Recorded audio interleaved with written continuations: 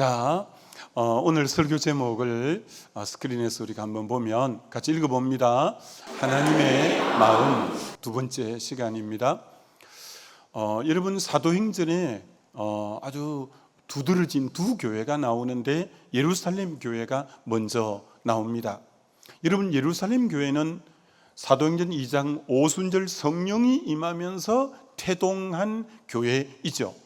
그리고 그 교회는 아주 성령 충만한 교회입니다. 성령 충만할 뿐 아니라 베드로가 안전병이를 일으키고 죽은 다비다 도르가를 일으키고 여러 가지 기적들을 많이 행한 그런 능력 있는 교회가 이제 이 사도행전 교회고, 그들이 성령 받고 이기심이 해제되어서 자기 것을 자기 것이라 하지 않고 전답을 팔아서 사도들 발 앞에 갖다 내니 그것을 가난한 자들에게 나누어 주니 핍절한 자가 없었다는 사랑이 넘치는 교회가 이 예루살렘 교회였습니다. 그럴 뿐 아니라 이 교회는 3,000명, 5,000명 허다한 기부인과 제사장들이 돌아오는 너무너무 부흥하는 교회고 성장하는 그런 교회였습니다. 그래서 많은 분들이 초대교회로 돌아가자 하면 이 예루살렘 교회를 생각하고 그 교회를 굉장히 좋은 모델로 생각하곤 합니다. 그런데 이 교회는 결정적인 하나의 문제가 있는 교회입니다. 그것은 다름 아닌 이 말씀을 간과했기 때문입니다. 이 말씀이란 바로 사도행전 1장 8절의 말씀을 놓친 교회가 이 교회입니다. 오직 성령이 너희에게 임하시면 너희가 권능을 받고 예루살렘과 온 유대와 사마리아와 땅끝까지 이르러 내 증인이 되리라 하시니라. 이 말씀을 하셨는데 이들은 온 유대까지는 어떤 의미로 복음을 전했지만 사마리아도 이방인들이 있는 땅끝에 복음 전하러 가지 않은 교회가 이 교회였습니다. 그래서 정말 이 교회는 여러 가지가 굉장히 모범이 되고 좋은 교회였지만 하나님의 말씀을 불순종한 너무너무 중요한 말씀을 이제 놓쳐버린 그런 교회였습니다. 여러분 개인에게, 여러분 가정에, 여러분 기업에도 동일하게 적용하면 되는데, 하나님이 그 교회를 부흥시킬 때는 그 복을 혼자 깔아뭉개고 누리라고 그 복을 준 게 아니에요. 하나님이 그 교회에 성령 충만하고 사랑이 충만하고 부흥하게 해주신 것은 하나님의 계획이 그 교회를 통해서 예루살렘, 온 유대, 사마리아 땅끝까지 이르러 내 증인이 되고자 하는 하나님의 그 사명을 맡기기 위해서 그 복을 주셨고 부흥을 주셨고 사랑이 넘치게 되는 교회가 되게 하셨고 이제 성령 충만한 교회가 되게 하셨는데, 이 교회가 그 사명을 망각하게 된 거죠. 혹 여러분 중에 그런 분 없습니까? 여러분 기업이 유독 흥왕하고 잘 되는 거예요. 여러분이 수고해서, 여러분이 애써서, 여러분이 노력해서 그런 면도 있겠지만 전적으로 하나님의 은혜지요. 그런데 하나님의 은혜임에도 불구하고 그 복을 나 혼자만 깔아뭉개고 누리고만 있다면 예루살렘 교회와 다를 바가 없이 사명을 망각했다고 할 수 있어요. 여러분을 그렇게 성성장구하게 하고 여러분을 그 지위에까지 올려주고, 그럴 때는 하나님, 여러분을 통해서 하나님이 하시고자 하는 사명이 있다는 것을 여러분이 간과하면 절대 안 되는 것이죠. 그래서 예루살렘 교회가 너무나 중요한 걸 놓쳐버렸기 때문에, 사도행전 1장 8절을 놓쳤기 때문에 거꾸로 8장 1절에 이 말씀이 그 교회에게 올 수밖에 없었습니다. 8장 1절이란 사울이 그가 죽임 당함을 마땅히 여기더라. 이 그는 스데반입니다. 예루살렘 교회의 7 집사 중에 한 사람으로 기둥 같은 일꾼입니다. 그분이 순교를 당하게 되고, 그뿐 아니라 예루살렘에 있는 교회에 큰 박해가 있어. 큰 은, 헬라어로 보면 메가, 아주 큰 메가톤급, 이렇게 쓸 때 메가라고 쓰잖아요. 엄청난 큰 박해가 밀어닥쳐서 사도 외에는 다 유대와 사마리아 모든 땅으로 흩어지니라.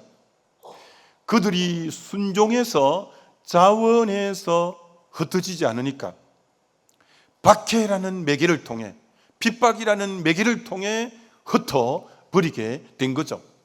저건 굉장히 아픈 거죠. 고만 성령 안에서 순종해서 흩어지면 너무 기쁘게 흩어질 건데, 그렇지 않고 불순종하기 때문에 하나님이 강제로 박해를 통해 흩어버린 교회가 저 예루살렘 교회.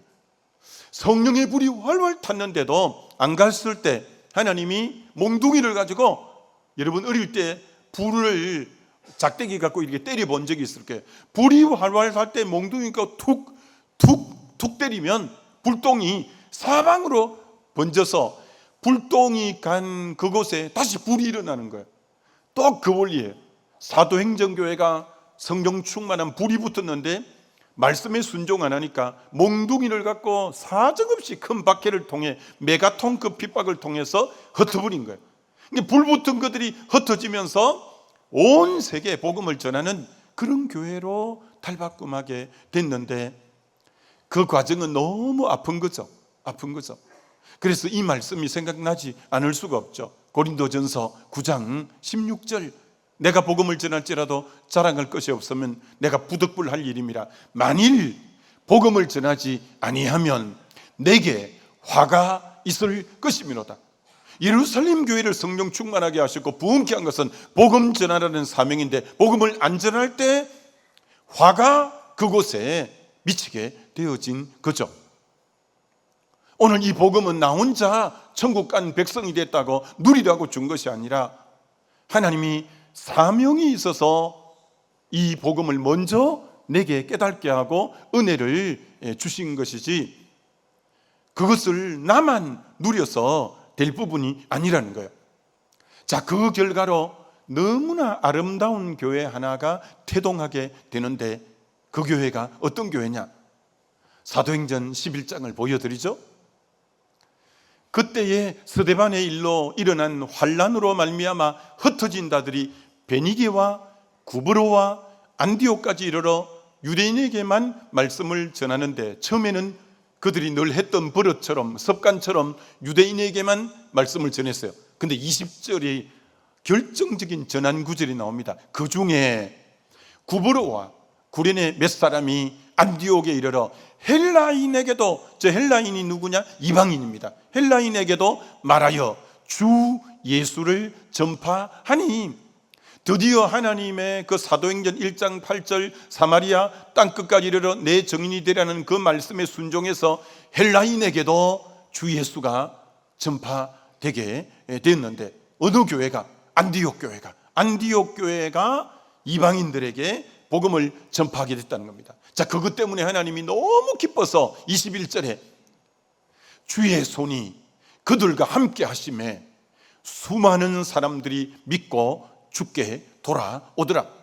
주의 손이 누구하고 함께 해주시냐? 아버지 마음을 알아서 그 하나님이 원하는 대로 헬라인 이방인에게 복음을 전할 때 하나님이 너무 기뻐하시는 거예요. 그게 내가 원하는 바였어. 그래서 주의 손이 함께 하시는 거예요. 주님이 임재해 주시는 거예요. 그 결과로 수많은 사람들이 믿고 주께로 나오는 이런 놀라운 역사가 일어나게 되어진 거죠. 여러분 가정에, 여러분 일터에, 여러분 자녀 손 위에 주의 손이 함께 하려면 하나님이 제일 기뻐하는 이 복음을 전하는 거예요. 민족과 열방 가운데 전하는 거예요. 그럴 때 주님의 손이 함께해서 정말 주의 임재를 경험하고 수많은 사람들이 주께로 돌아오는 이 놀라운 역사가 있게 되는 거죠. 여러분, 예루살렘 교회는 그렇게 좋은 교회로 출발했지만 지역교회, 예루살렘 지역교회로 남아버렸습니다만, 안디옥 교회는 전 세계 복음을 전하는 중추적인 핵심 교회로 남게 된 거죠. 그래서 교회의 가장 모델은 안디옥 교회예요. 안디옥 교회를 통해서 성령이 가라사대 바울과 바나바를 따로 세우라 할 때 그 교회의 가장 중심이 되는 바울과 바나바를 선교사로 파송하면서 열방을 향해서 너무나 귀하게 쓰임받는 교회가 이 선교하고 복음 전하는 교회가 그 놀라운 일들을 감당해냈다, 이렇게 말씀하고 있는 것입니다. 자, 그처럼 여러분도 여러분이 가지고 있는 이 복음을 정말 이렇게 흘러보낼 때 예루살렘 교회 같이 되지 아니하고 안디옥 교회와 같이 엄청난 하나님의 임재, 기름 부음, 하나님의 축복이 끊임없이 있으려면 다시 축원합니다. 안디옥 교회와 같이 되어지시기를 주님의 이름으로 축원합니다. 많은 분들이 하나님께서 자기 아들을 피값을 지불하고 우리에게 영생, 구원을 허락해 주셨습니다. 얼마나 감사해요. 전적인 은혜지요. 이제는 바로 죽더라도 하나님 나라에 갈 수 있으니까 얼마나 좋아요. 그러나 하나님이 피값으로 나를 구원하신 것은 야, 은혜 받았다, 야, 감사하다, 야, 이제 죽어도 천국 갈 수 있겠다 이러라고 준 것이 아니라 하나님이 구원해 주실 때 미리 구원받은 자들에 대한 하나님의 기대가 있다는 거예요. 여러분을 향한 하나님의 기대가 뭐냐? 로마서 10장 14절 이 말씀이 여러분을 향한 하나님의 기대라는 거죠. 그런즉 그들이 믿지 아니하는 일을 어찌 부르리요? 듣지도 못한 일을 어찌 믿으리요? 전파하는 자가 없이 어찌 들으리요? 오늘 전파해 주는 자가 없으니까 복음을 듣지를 못하고, 듣지 못하니까 믿음이 생기지를 못해서 그들이 주의 이름을 부르지 않는다는 거예요. 그래서 주의 이름을 부르고 구원에 이르려면 먼저 전파해 주는 자가 있고, 그것을 듣는 자가 있고, 들은 자가 믿을 때 이제 이 땅 가운데 하나님의 복음이 증거되는 거예요. 저 말씀을 보면 로마서 10장에 보면 어찌 듣지 못하고 어찌 전하지 않고 어찌 보냄받지 않고 하면서 어찌라는 말이 여러 번 나와요. 그건 하나님의 탄식이고 하나님이 너무 안타까워서 하는 말씀이에요. 많은 사람이 복음을 듣지 못하고 있다. 그래서 믿지 못하고 있다. 그래서 구원 얻지 못하고 있다. 그래서 주의 이름을 부르고 있지 못하다. 그 모든 것이 어디 있냐? 전도하는 사람이 없으니까 들을 수가 없다는 거죠. 들을 수가 없으니까 믿지를 못한다는 거죠. 믿지 못하니까 주의 이름을 부르지 못한다는 거죠. 그러니까 주님의 어찌 전도하지 않느냐고 너무 안타까움하고, 구원 얻은 우리에게 주님의 간절한 소원은 복음 전해다오, 이 복음 전해다오, 이것이 우리 주님의 가장 구원 얻은 우리에게 간절한 소원이다, 이렇게 말씀할 수가 있는 것이죠. 이렇게 복음을 전할 때 주님이 그의 삶을 어떻다고 평가하느냐면 로마서 10장 15절에 아름답도다, 너무 아름답다는 거예요. 그 인생이 그렇게 아름다울 수가 없대요. 그러면 하나님이 그 인생을 보고 아름답도다 라고 칭해주는 그 인생은 어떤 인생이냐? 좋은 소식을 전하는 자라는 거예요. 좋은 소식을 전하는 자. 좋은 소식을 전하는, 지금 복음을 전하는 그 사람이 발이 나가는데 몸이 안 나가겠어요? 발 나가면 몸 나가고, 몸이 나가면 그 인생 전체. 아름답다는 것은 발만 아름다운 게 아니라 그의 인생 전체가 아름답고 그의 전 삶이 아름다운 것은 복음을 전할 때처럼 아름다운 인생이 없다는 거예요. 오늘 세상 사람들도 얼마나 열심히 살아요. 성공을 위해서 얼마나 몸부림쳐요. 그래서 성공을 이루어낸 사람이 있어요.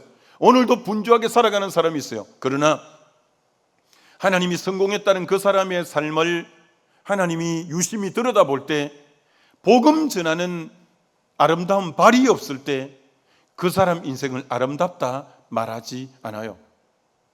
분명히 아십시오. 저분은 누가 봐도 세상에 성공했어. 저분은 정말 무언가를 이루어냈어. 근데 주님이 그 인생을 정확하게 들여다보았더니 복음 전하는 발이 없었어요.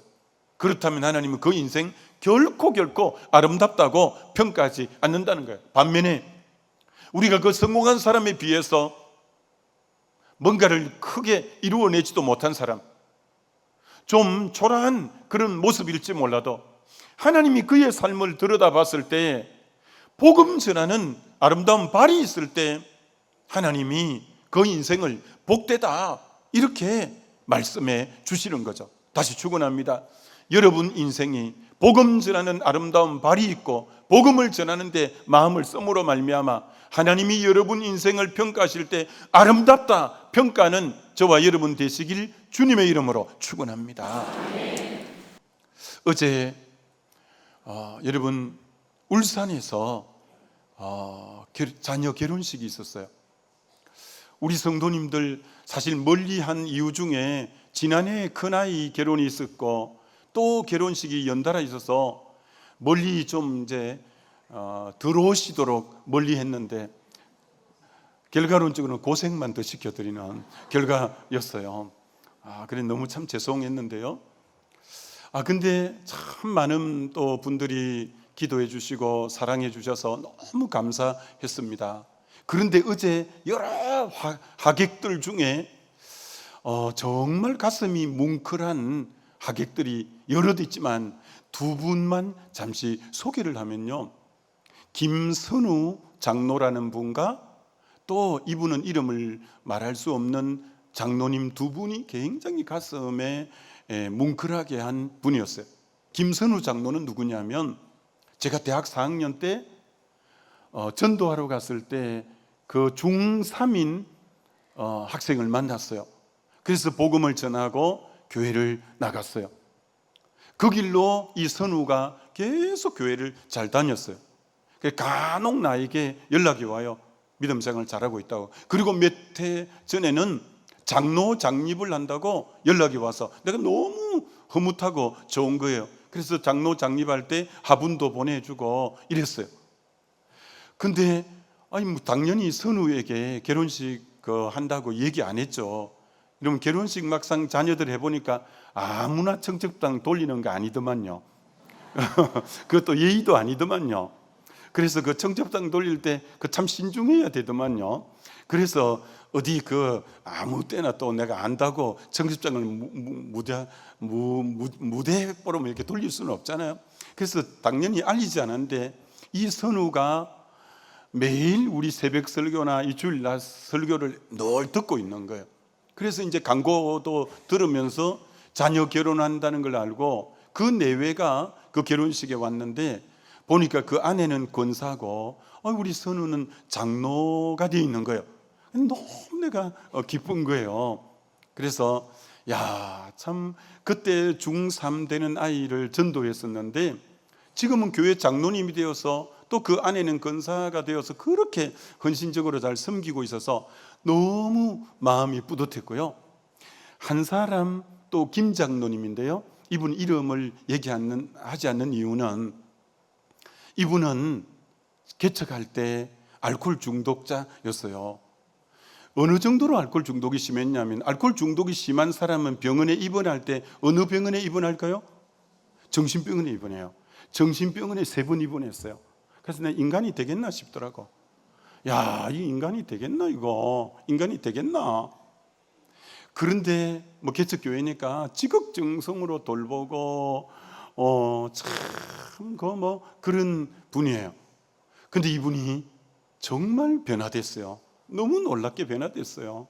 그래서 장로님이 몇 해 전에 된 거예요. 이분이 저를 잊을 수가 없죠.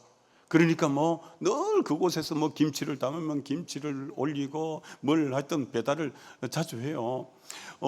근데 이번에도 그 내외가 참 왔는데 너무 흐뭇했어요. 인간이 되겠냐 막 이렇게 했는데 인간이 됐어요. 정말 그렇게 생각했던 분이거든요.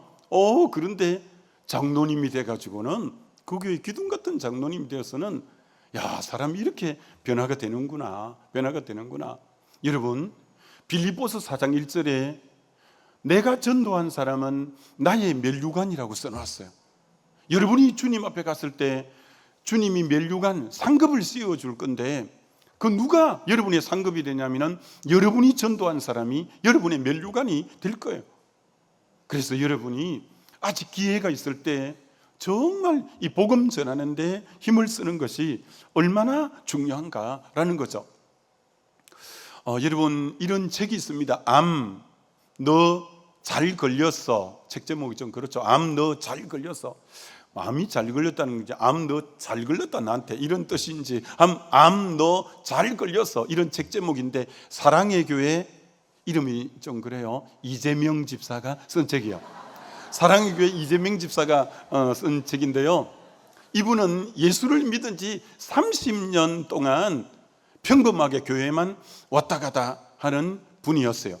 이 이재명 집사가 근데 그 인생에 청천벽력같이 폐암 3기를 선고받아요. 폐암 3기.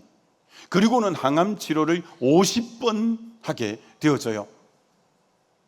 그러면서부터 그는 매일 하루에 2번씩 감사 예배를 드리기 시작했어요. 감사 예배를 드렸는데 그리고 그 예배를 계속 드릴 때 하나님의 성령이 그에게 강하게 임재한 거예요. 그러면서부터 그 암병동에 있는 사람들을 전도하기 시작했는데, 암 환자 가족 60명을 전도를 해서 등록을 시켰고요. 지존파라고, 그 깡패들, 지존파는 그 한 6명 정도로 묶여가지고, 그 김현양이라는 그 이제 두목이고, 그래서 그랜저 차를 타고 가는 사람을 막무가내로 저 외진곳에서 잡아서 시신을 토막을 내고 소각로에 소각을 한 아주 잔인한 그들이 지존파거든요. 그 지존파를 회심시키고 복음 전한 분이 이재명 집사예요. 그래서 이분이 암이 걸리고 자기 인생이 절망하고 눈물 흘리고 낙담하고 주저하지 않고, 그때 더 하나님께 감사하고 그때 더 기도하면서 성령이 임하고, 그때부터 그 인생은 위기가 아니라 그 위기가 새로운 하나님이 일을 시작하는 전환점이 되어서 얼마나 많은 영혼을 구원하고 결과적으로 암이 치유된 줄 믿습니다. 암이 깨끗하게 낫다는 거예요. 여러분, 여러분이 인생에 지금 위기가 온다고 낙담하고 좌절하고 이러지 말고, 하나님께서 살아계시니까 그 상황에서 더 기도하고 더 능력받아 복음의 증인되면 하나님이 그 위기를 도리어 기회로 만드는 역사가 저와 여러분의 인생에도 일어나게 될 줄 믿습니다. 그래서 그 복음 증거가 그 인생을 완전히 새롭게 한 거죠. 자, 이제 11월 2일 날 우리가 초청주일이고, 이번 오는 수요일 저녁에는 윤형주 장로님 또 초청해서 말씀드리니까, 이런 외부 인사 윤형주 장로님 같은 분은 안 믿는 사람도 잘 아니까 이제 이때 한번 모시고 와도 좋죠. 오늘 이번 수요일 같은 날도. 그래서 자, 행복축제 때 오늘 2번째 작정주일인데 전도하려면 5가지 전도 5단계를 말씀드릴 테니까 여러분이 꼭꼭 이것을 잘 숙지하면 이번에 여러분도 몇 분 이상은 복음 이제 전도할 수 있습니다. 첫 번째, 전도 5단계 1단계는 먼저 전도 대상자를 정해야 합니다. 여러분, 모든 것을 이룰 성과를 내고 업적을 남긴 사람은 인생의 목표가 분명했습니다. 목표가 없는 사람이 무슨 일을 해낸 적이 없습니다. 먼저 한 영혼을 전도하려면 여러분이 전도 대상자인 목표를 정확하게 딱 정해야 아름다운 열매와 성과가 나타나지, 아무 목표도 없이 뭐 대충 해보면 되겠지, 그러면 안 됩니다. 딱 목표를 먼저, 그래서 한 사람 정도 하면 안 돼요. 한 5사람 정도 이렇게 정해서 해야 되는 거죠. 왜 5사람 정도를 작정이 되느냐 하면, 사도행전 16장에 사도 바울이 빌립보에 복음 전하러 가서 기도처가 어디 있는가 기도하러 가다가 강가에 여자분들이 쫙 앉아 있는 거예요. 그런데 성령께서 그 많은 앉아 있는 여자분들에게 복음을 전하라는 감동이 왔어. 그래서 하나님은 당신을 사랑하십니다. 그리고 당신은 죄인이라 하나님 사랑을 알 수가 없습니다. 예수 그리스도 통해서 죄 용서받을 수 있는 막 복음을 전한 거예요. 그랬더니 그 많은 여자들 중에 자주장사 루디아라는 사람이 성경에 이렇게 표현하고 있습니다. 주께서 그 마음을 열어 바울의 말을 따르게 하신지라. 그 많이 앉아있는 여자 중에 바울이 복음을 전할 때 마음이 싹 열려서 주님을 영접하고 세례를 받고 자기 집에 강권적으로 바울을 초청해서 섬기고 빌립보 교회가 그 집에서 태동하게 되는 놀라운 역사가 일어나요. 자, 왜 많은 여자가 앉아 있는데 복음을 전할 때 루디아만 마음을 열고 영접했냐면, 그런 사람을 뭐라고 하냐면은 예비된 심령, 준비된 심령이라고 하는 거예요. 그래서 여러분이 5명을 작정하는 이유는 누가 예비된 심령인지 잘 모르기 때문에 먼저 최소한 한 5명 정도는 작정을 해야 우리가 그 사람들을 위해서 기도하고 그 사람에게 가서 찾아가 볼 때 마음이 열린 사람이 있고 그렇지 않는 사람이 있는 거예요. 근데 한 사람 딸랑 정해놓고 딸랑 안 한다니까 나는 안 되는가 보다, 이렇게 하면 안 돼요. 그래서 한 5사람 정도 정해놔야 누가 열린 마음을 가지고 예비된 심령인지 알 수 있기 때문에 여러분이 꼭 1명, 5명 정도를 적어야 되고, 지난주에 5명 적었다면 이번에 또 적으면 돼요. 하여튼 그래서 전도 대상자를 먼저 정하라. 두 번째, 전도 대상자를 정하고 두 번째는 그 대상자를 위해 기도하는 것입니다. 여러분, 사도 바울이 골로새서 4장 3절에 이런 골로새서는 에베소서, 골로새서, 빌립보서, 빌레몬서 이 4권을 일컬어 뭐라고 하냐면은 옥중서신이라고 하죠. 옥에서 썼다고. 그러니까 골로새서도 감옥에서 쓴 책이에요. 여러분, 감옥에 있는 사람이 감옥 바깥에 있는 성도들에게 나 위해 기도해 줄 때 전도의 문을 열어달라고 기도해 달라는 부탁을 하는 거예요. 아니, 감옥에 있으면 기도 제목을 이렇게 부탁해야 될 거 아니에요. 나 좀 감옥에 빨리 나갈 수 있게 해달라고 기도해 달라고 기도를 부탁해야 될 건데, 그렇게 기도를 부탁하지 않고 이 감옥에 있는 사람들 내가 전도하게 전도의 문을 열어달라고 기도해달라고. 이게 바울의 마음이 얼마나 복음 증거에 올인해 있는지를 볼 수 있는 거고, 그는 사도행전 20장 24절에 나의 달려갈 길과 주 예수께 받은 사명 곧 하나님의 은혜의 복음 증거하는 일을 마치려면 나의 생명을 조금 더 귀하게 여기지 않는다. 복음 증거를 위해서는 내 생명도 귀하게, 이게 복음 증거보다, 자기 생명보다 복음 증거가 더 우위에 있는 이런 분이 사도 바울이에요. 그러니까 하나님이 얼마나 그를 귀하게 썼는지 모릅니다. 그러면 바울같이 능력 있는 하나님의 종이 왜 그렇게 전도의 문을 열어달라고 기도를 부탁하느냐면, 여러분, 전도는 결코 쉬운 게 아니에요. 왜 쉽지 않냐? 여러분이 지금 이름 쓴 그 분들이 불교를 믿고 다른 종교를 믿는 분인데 교회에 나오라고 하는 것은 종교를 바꾸라는 거예요. 그게 결코 쉽지 않아요. 교회에 나오라는 것은 지금까지 살고 있는 이 사람의 인생 가치관이 있는데 가치관을 바꾸라는 거예요. 가치관을 바꾸라는 거예요. 그게 쉽지 않아요. 그렇기 때문에 여러분이 기도를 해야 그를 장악하고 있는 어둠의 영이 떠나가고 정말 그가 마음을 움직이기 위해서 기도 없이 전도의 문이 결코 열리지 않기 때문에 전도 대상자를 작정하고 기도해야 돼요. 지금 우크라이나와 이 러시아가 전쟁이 3년을 넘어갔는데, 그리고 뭐 이스라엘이 또 전쟁하고 있고 세계가 여러 군데 전쟁이 있는데, 요즘 전쟁 여러분 어떻습니까? 요즘 전쟁은 전부 이렇게 하잖아요. 어떤 곳을 점령해야 되겠다 하면 절대 사람이 먼저 안 들어갑니다. 미사일로 먼저 그곳을 난타를 하는 거예요. 그리고 전투기가 가서 폭격을 하는 거예요. 배의 함대에서 함포 미사일을 또 날리는 거예요. 요새는 새로운 거 드론이 가서 또 거기를 초토화를 시키는 거예요. 거의 급한 초토화를 시켜놓고 그 다음 군인이 들어가는 거예요. 육군이 그 다음 들어가야 인명살상이 적지, 피해가 적지. 아무 폭격을 안 해놓고 바로 육군이 들어가면 얼마나 많은 인명피해가 있기 때문에 그건 전쟁이 이기기 힘들어요. 이 전쟁을 하기 전에 미리 미사일로, 대포로, 뭐 여러 가지로 공격을 해서 급한 초토화를 다 시켜놓아야 그 다음 들어가서 장악해야 되는 거예요. 마찬가지예요.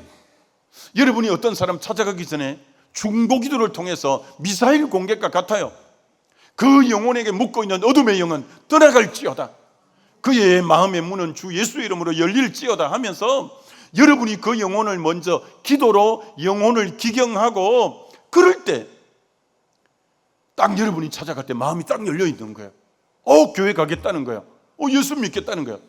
그런 밑작업이 없이 바로 가면 전도가 힘들기 때문에 이름을 작정한 분을 위해서 반드시 여러분이 교회에서도 기도하고 있는데 여러분도 기도해야 된다는 거예요. 그 다음 세 번째는 뭐냐면 성령의 능력으로 전도해야 돼요. 사도행전에 성령을 받기 전에 전도하러 가지 마라. 성령이 임하면 권능이 임하고 그때 예루살렘 온 유대 사마리아 땅끝까지 내 증인이 되라. 이게 성령의 능력과 전도는 완전히 불가분이고 결부되어 있는 거죠. 여러분, 최건능 목사님이라고, 이분은 33살에 예수를 믿었어요. 45살에 목사가 되었어요.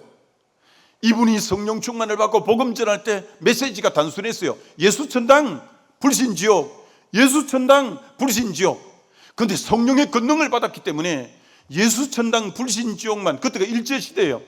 일본 순사들이 서서히 시풀했는데 예수 천당 불신 지옥 하면 그 마음에 찔림을 받고요, 많은 사람이 돌아왔어요. 그가 만주와 한반도에 80개 교회를 세운 분이 최건능 목사예요. 어떻게? 성령의 권능으로. 오직 예수 천당 불신 지옥 이것만 외쳤는데도 80개 교회를 세울 정도로. 그럼 그건 어디서 나온 거냐? 바로 성령의 권능이라는 거예요. 여러분이 이렇게 기도해야 돼요. 전도 대상자를 위해서 전도의 문을 열어달라고, 그를 지배하고 있는 어둠의 영은 떠나가게 해달라고 할 뿐 아니라, 아버지 나에게 성령의 권능을 주옵소서. 성령의 권능을 주어서 그를 만나 대화할 때 성령의 능력이 나타나게 해달라고, 여러분이 여러분 자신의 성령 충만을 위해서 기도하게 되시기를 바랍니다. 그래야 성령이 강력하게 임하게 되죠. 네 번째가 중요해요. 그렇게 기도해 놓고는 네 번째, 사랑으로 이제 작정해 놓은 사람을 위해서 기도하고 자신의 성령 충만을 위해서 기도했을 뿐 아니라, 이제는 여러분이 점차 그분을 찾아가서 카페에서 차도 한잔 마시고, 그리고 식사도 맛집에 데리고 가서 한 끼 하자고 하고, 또 여러분이 뭐 선물할 게 있으면 하나 갖다 드리고, 그렇게 해서 전도를 잘하는 사람은 사랑과 섬김과 희생이 있는 사람이라야 전도를 잘해요. 어떻게 작정했다는 것은 이미 내 영적으로 내 태에 잉태했다는 것이, 내가 전도를 작정한 것은 내가 영적으로 그걸 품었다는 거예요. 잉태했다는 거예요. 그러면 애가 잉태돼서 나오려면 10달 동안 사랑으로 돌보고, 태어날 때는 해산의 수고가 있는 것처럼 한 영혼을 구할 때 내가 사랑으로 그렇게 섬기고 그렇게 베풀고 그렇게 함께 해줄 때, 이분이 미안했으라도, 그 사랑에 빛이 졌으라도 한번 따라 나가준다, 이 3에서 따라 나오는 거예요. 그래갖고 복음을 듣고 구원 얻는 거예요. 그런데 전도 못하는 사람 특징이 뭐냐? 입으로만 해요. 입으로만 하면 안 돼요. 입으로만 사랑으로 섬기고 희생하고 대가를 지불하면서 이분을 잘 섬겨야 따라 나오지. 입으로만 하면 안 돼요. 그러니까 전도 잘하는 사람은 섬김의 은사가 탁월한 사람이에요. 섬겨야 결국 그분이 나오는 거예요. 여러분, 이 11월 2일 초청될 때 난 복음이 너무 듣고 싶어, 이래가 나오는 사람 거의 없어요. 하도 이분이 잘해주니까 도저히 안 나가고는 내 참 체면적으로도 내 안 되겠다, 이거 한 분은 그래 나가준다, 그래 해가지고 나왔는데 복음이 들리기 시작하는 거예요. 그 길로 그만 나와서 은혜의 동산을 하더니, 그만 막 방언을 하더니, 그만 예수를 믿더니, 그만 장로가 되고 막 이래 되는 거예요. 그래 되는 거거든요. 그러니까 여러분이 이번에 사랑으로 그런 분을 섬겨야 돼요. 사랑으로. 절대 입으로 하려고 하지 마세요. 사랑으로 섬겨야 돼요. 사랑으로. 마지막 다섯 번째가 뭐냐? 교회로 인도해서 결국은 복음을 듣게 해야 돼요. 믿음은 들음에서 나고, 들음은 그리스도의 말씀으로 말미암기 때문에 최종적으로는 복음을 듣게 해야 되는 거죠. 근데 사단이 이걸 가만두지 않아요. 그래서 전도는 영적 전쟁이에요. 사단은 자기 식구 안 뺏기려고 어떻게든지 핑계를 대게 하고 못 가게 할 이유를 만들지만, 여러분이 기도하고 더 사랑이 강해서 결국 나올 수밖에 없게끔 여러분이 만들어야 되는 거죠. 그렇기 때문에 영적은 치열한 전쟁이라니까요. 여러분이 오늘 이 5가지 방식으로 영적 전쟁에 돌입해야 돼요. 작정하고, 끊임없이 기도하고, 그리고 성령 충만을 덧입고, 가서 사랑으로 섬기고, 그리고 꼭 모시고 와서 복음을 듣게 한다. 그러면 여러분이 전도한 사람이 여러분의 멜류관이 되고, 그럴 때 하나님이 여러분에게 주의 손이 함께 할 거고, 그럴 때 여러분의 인생을 보고 아름답도다 라고 주님이 칭해 줄 거예요. 그런 저와 여러분 다 되시기를 주님의 이름으로 축원합니다.